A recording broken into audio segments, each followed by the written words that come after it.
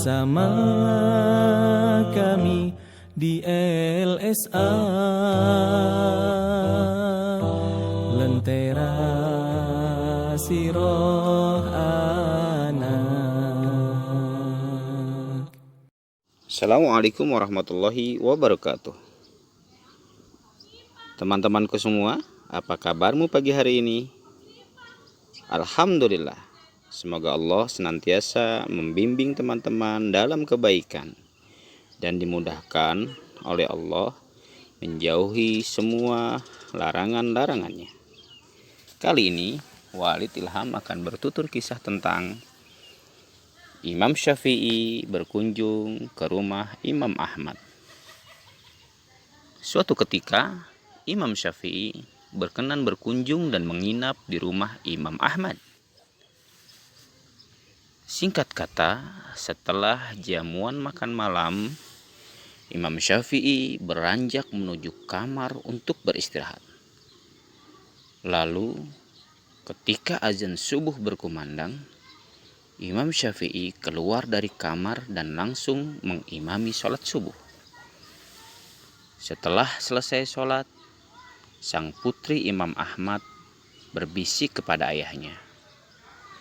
Ayah, saya merasa aneh. Sejak jamuan makan tadi malam, Imam Syafi'i langsung masuk kamar dan tidak pernah keluar untuk sholat tahajud atau sholat malam lainnya.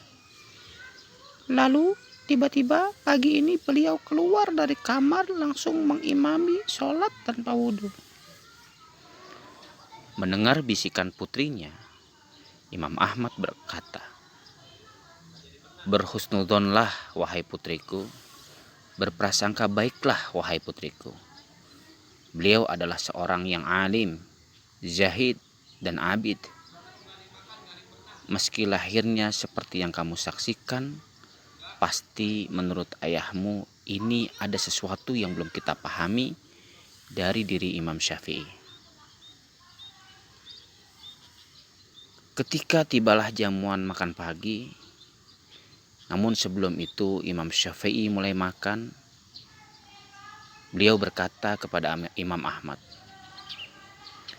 "Wahai Imam yang agung, makanan apa yang engkau suguhkan kepadaku tadi malam, aku yakin bahwa makanan tadi penuh dengan keberkahan.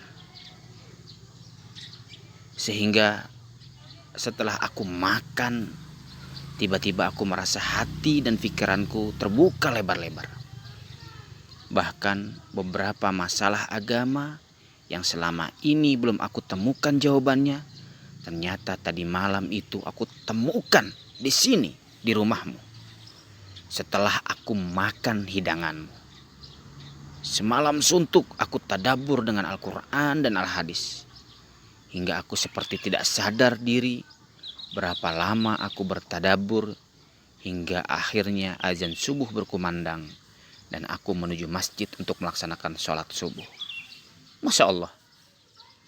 Teman-temanku semua, terbayangkan apa yang disangkakan sang putri Imam Ahmad dan apa saran ayahnya untuk berhusnudzon, berprasangka baik kepada seorang ulama Imam Syafi'i.